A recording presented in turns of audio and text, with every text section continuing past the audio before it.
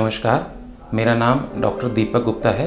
मैं Fortis hospital Jaipur में cancer specialist हूँ। आज हम ये समझने का प्रयास करेंगे कि कैंसर क्या है।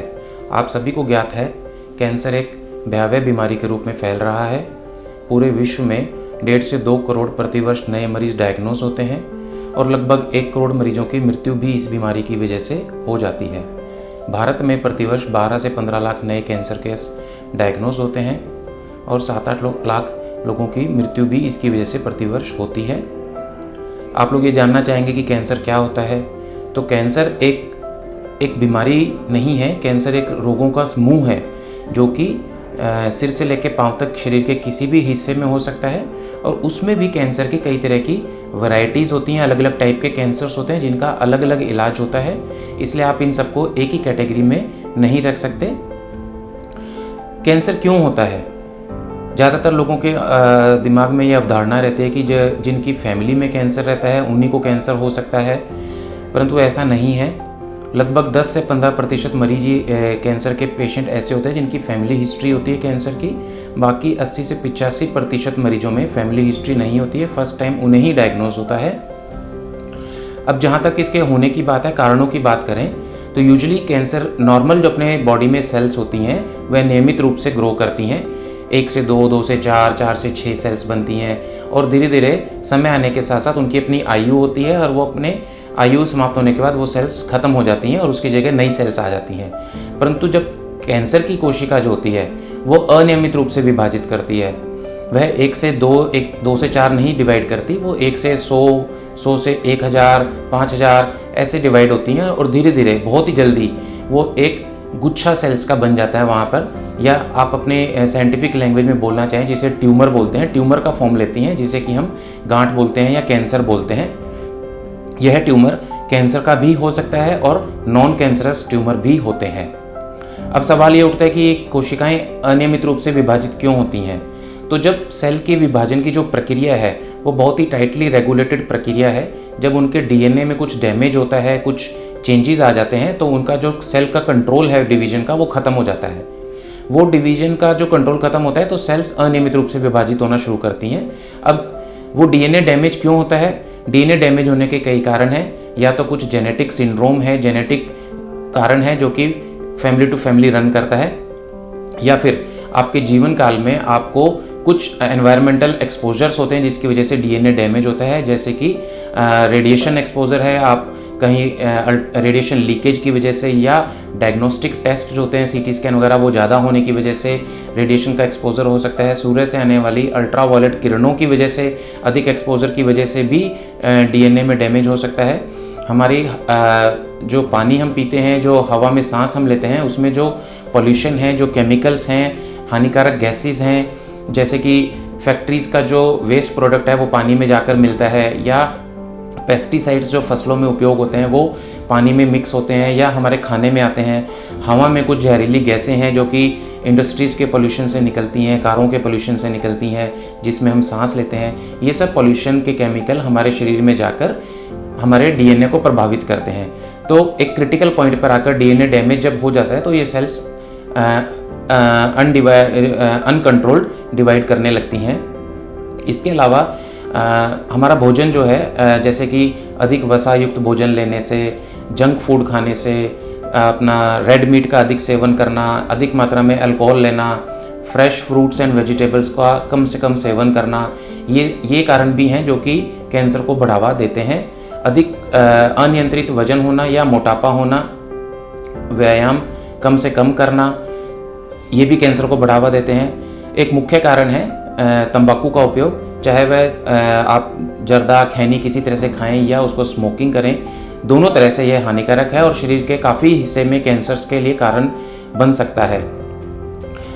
इसके अलावा कुछ इन्फेक्शंस होते हैं, जैसे कि हेपेटाइटिस बी है, हेपेटाइटिस सी है, जिसकी वजह से लीवर का कैंसर हो सकता है, या एक ह्यूमन पैपिलोमा वायरस होता है जो कि सेक्सुअली ट्रांसमिटेड होता है, उसकी वजह से सर्विक्स कैंसर यानी कि बच्चेदानी के मुंह का कैंसर वो हो सकता है।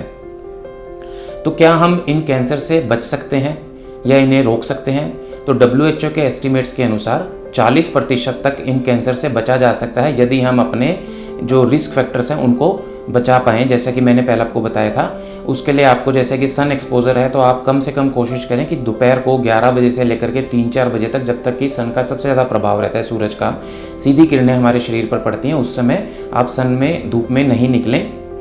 अपने भोजन में पर्याप्त मात्रा में चेंजेस करें, जिससे कि आप अधिक से अधिक फ्रेश फ्रूट्स एंड वेजिटेबल्स लें, जंक फूड कम से कम खाएं, रेड मीट का कम से कम सेवन करें, अल्कोहल कम लें, तंबाकू को बिल्कुल ना लें, चाहे वो खैनी ज़्यादा हो या स्मोकिंग हो, उससे बचें। रेगुलर व्यायाम करें, एक्सरसाइज करें और अपना वजन नियंत्रित रखें, तो आप अपना कैंसर का रिस्क काफ़ी कम कर सकते हैं। इसके अलावा वैक्सीन्स हैं, जैसे हेपेटाइटिस बी का, जिसको लगाने से आप हेपेटाइटिस बी से भी बच सकते हैं और उससे होने वाले लिवर कैंसर से भी बच सकते हैं। आजकल ह्यूमन पैपिलोमा वायरस की वैक्सीन भी अवेलेबल है, जो कि कम आयु की महिलाओं को, लड़कियों को लगाया जाता है, ताकि आगे के जीवन में उनको सर्वाइकल कैंसर का रिस्क कम रहे।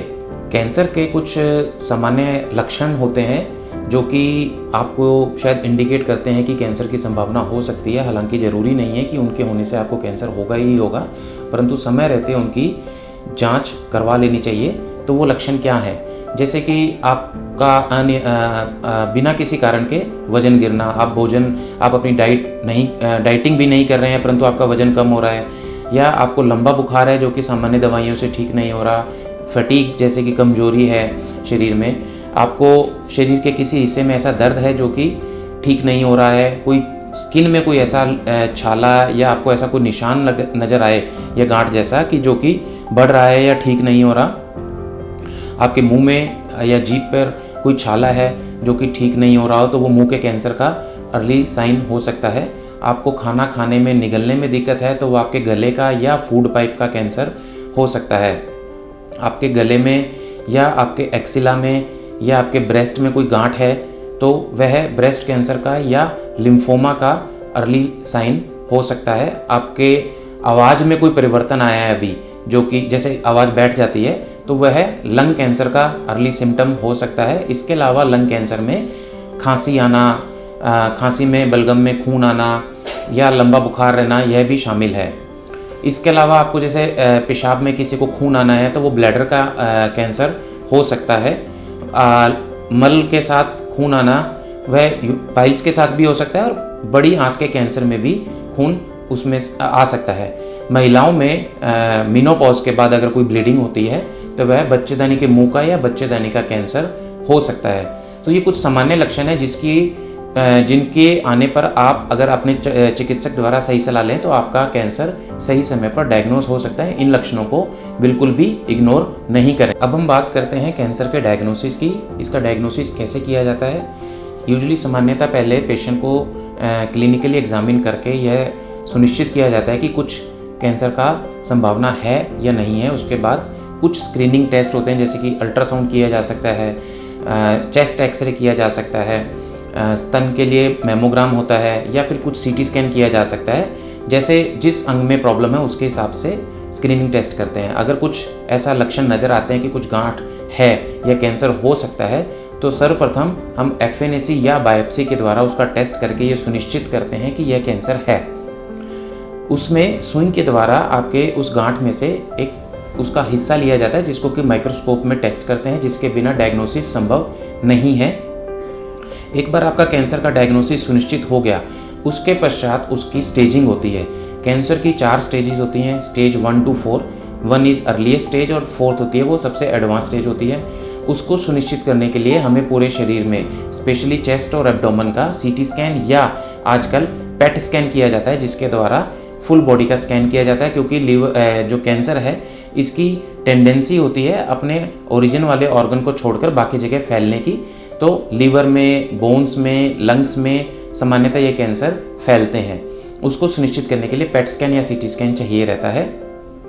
इसके अलावा कुछ डायग्नोसिस के लिए हमें कुछ और टेस्ट की कभी ज़रूरत पड़ती है, जैसे कि कोलोनोस्कोपी है या एंडोस्कोपी है, या किसी और दूरबीन का टेस्ट अगर कुछ करना हो जहां पर बायोप्सी लेने के लिए, वो हम कर सकते हैं। कैंसर का कुछ अर्ली डायग्नोसिस भी पॉसिबल है।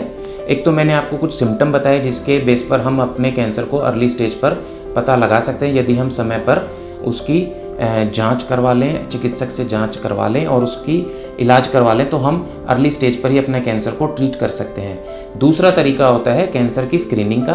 कुछ कैंसर्स हैं जैसे कि ब्रेस्ट कैंसर है, सर्विक्स का कैंसर है, प्रोस्टेट कैंसर है, बड़ी आंत का कैंसर है और लंग कैंसर है। ये कुछ कॉमन कैंसर्स हैं, सबसे मुख्य कैंसर्स हैं जिनके लिए स्क्रीनिंग गाइडलाइंस अवेलेबल हैं। आप अपने चिकित्सक से, फैमिली फिजिशियन से या किसी कैंसर चिकित्सक से इसके बारे में पूरी जानकारी ले सकते हैं कि किस उम्र पे क्या क्या टेस्ट करवाने चाहिए जिससे कि आपका कैंसर अर्ली स्टेज पर ही डायग्नोस हो सके। यह आपका कैंसर रोकता नहीं है परंतु उसको बहुत ही अर्ली स्टेज पर डायग्नोस कर सकता है जिससे कि आपके ठीक होने की संभावना बहुत अधिक बढ़ जाती है। कैंसर के बारे में कुछ भ्रांतियाँ सोसाइटी में हैं, जैसे कि बहुत सारे लोगों को यह अवधारणा रहती है कि कैंसर सिर्फ फैमिलीज़ में होता है, जिनकी फैमिली हिस्ट्री नहीं होती उनको कैंसर नहीं होता है। ऐसा नहीं है, कैंसर किसी को किसी भी आयु में हो सकता है। कुछ लोगों का ये कहना है कि कैंसर कहीं पे चोट लगने से या इंजरी की वजह से होता है, ऐसा बिल्कुल नहीं है। आपका ध्यान उस तरफ तभी जाता है जब आपको वहाँ पर चोट लगती है, तो आपको लगता है कि ये गांठ उसकी वजह से हुई होगी।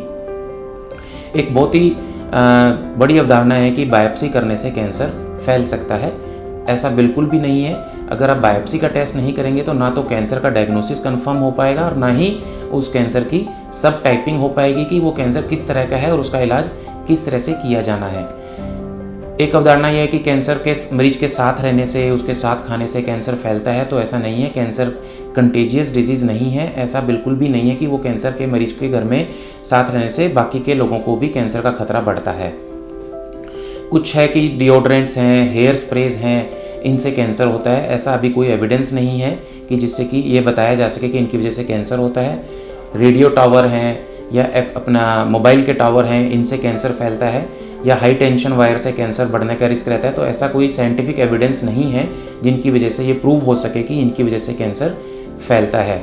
कुछ लोगों को ऐसा है कि इम्यून बूस्टर्स हैं, कुछ आयुर्वेदिक दवाइयाँ हैं जिनको लेने से कैंसर से पूरी तरह से बचा जा सकता है। सो ऐसी कोई दवाई या कोई जड़ी बूटी या कोई भी प्रिपरेशन इम्यून बूस्टर बाज़ार में अवेलेबल नहीं है जिससे कि आप पूरी तरह से कैंसर से बच सकते हैं। हाँ, ये आपकी सामान्य सेहत को ज़रूर अच्छा रख सकते हैं परंतु ये कैंसर से बचाने में बिल्कुल भी मदद नहीं करते हैं।